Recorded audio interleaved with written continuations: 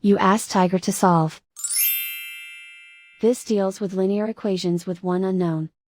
The final result is x equals 1 over 2. Let's solve it step by step. Isolate the x.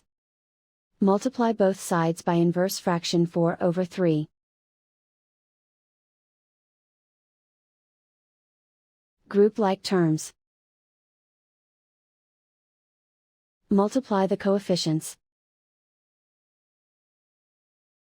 Simplify the fraction. Multiply the fractions. Find the greatest common factor of the numerator and denominator.